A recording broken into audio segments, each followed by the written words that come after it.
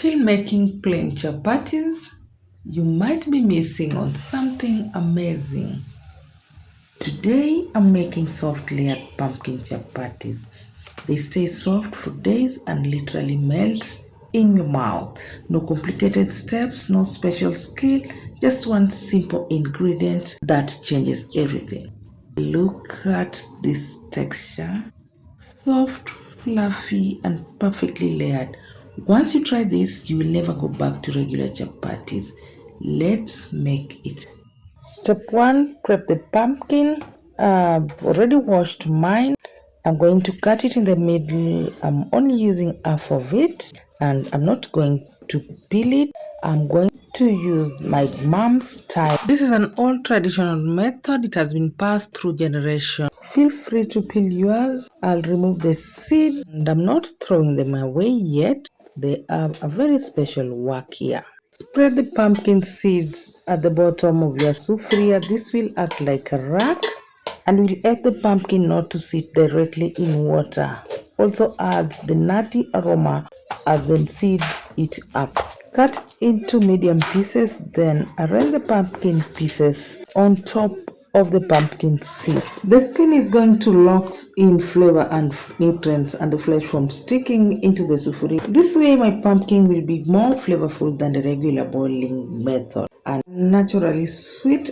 Season with a little salt, then add just a little water and cover it with the lid. Cook on a low heat. Cook until soft for about 20 minutes. This is my grandma's recipe and it has been passed through generation to generation. Once the pumpkin is nicely cooked, just remove them from the pot and place them on a plate. You can as well enjoy them hot like this. See how it's looking rich in color and so yummy. Well, we're going to scrape the pumpkin out of the peel. No need to peel, just scrape it and nothing goes to waste. As you can see, we are scraping literally everything. Nothing is remaining there. We are only discarding the peel. My pumpkin slightly overcooked, but it's okay because we are making a puree here. Mash it into a smooth paste. You can strain it using a strainer for smoother puree. This is a secret of that soft texture and a beautiful color. I strained mine out of the camera. Step 2, let's make the chapati dough. In my bowl, I have 5 cups all-purpose flour. That is warm water standing by, salt and sugar I've just added. Give them a good mix. Then add your mashed pumpkin. I'm using 1 cup and of course some are still here, so scrape everything out. Nothing is going to waste. Mix everything together. Add water sparingly, no need for much water. The pumpkin already gives moisture and this is just eyeballing, and to know if your dough is really okay, just go ahead and use your hands. This way you will know when to add water like I've just done. Knead it until you have a soft dough. Number 1 tip of making soft chapatis is kneading a soft dough. Don't be tempted to add more flour at this point. While the dough is slightly sticky, add a little oil at this point as you knead. Continue kneading for about 6 to 7 minutes. A well-kneaded dough does not disappoint.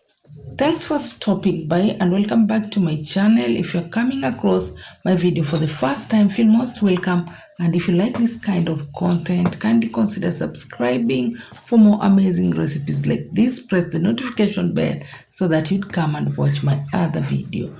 Like and comment and share. Watch the video up to the end. Thank you. Transfer the dough into a flat surface and give it a good knead for about 5 to 7 minutes until the dough is soft, smooth and elastic and does not stick anymore. Transfer your dough into a greased bowl and cover it with a damp kitchen towel and allow it to rest for 20 to 30 minutes for the gluten to relax. And this makes it easier to roll. Next step, layering. Once the dough has relaxed, don't knead it again. Divide it into equal balls. This dough is going to give me 6 to 7 medium chapatis, but if you like them way too small, it can give you 8 or 9. That will depend with your desire. Next, we're going to oil our dough. Pick each dough ball individually and place it into a floured surface using a rolling pin. Roll it out. At this stage, shape really doesn't matter. Spread a little oil evenly. Ensure it covers all the edges and fold it back. This is how we create those beautiful layers. So this step is very, very important. Stretch it a little, then fold it back the way I'm doing, like a coil shape, and then set aside. Place it in a floured surface. Do the same with the rest of the dough. Cover them with a kitchen towel to protect them from drying out. Next, it's time to fry our chapati. Pick each dough ball and place it in a floured surface and roll it out into a beautiful circle. Don't press the rolling pin too hard. We don't want to lose those beautiful layers we've just created. And don't overroll it. You might end up with a thin center, and that will make your chapatis crispy at the center. Next, we're going to cook our chapatis. Heat a pan on a medium heat. Then place your rolled chapati on your hot pan and cook both sides without oil. Cook until the bubble forms. Then flip and cook the other side as you apply a little oil on top of the cooked side. Remember, we kneaded our dough with some oil, so don't apply too much oil, just a little. If you want well cooked chapati with a little oil, don't dare apply oil on the pan directly. It will brown your chapati so fast and yet not well cooked inside. Move the chapatis around like this for even heat distribution, or you can as well just press it using the spatula to get this golden brown spot. Then flip on the other side and apply the same method until your chapati is nicely brown both sides. Then take it out, looking beautiful, the yellow color. Wow! Repeat the same process with the remaining chapati dough until all your chapati doughs are cooked nicely and beautiful. Look at those beautiful chapatis. Every piece of chapatis is well done. Look at the layers.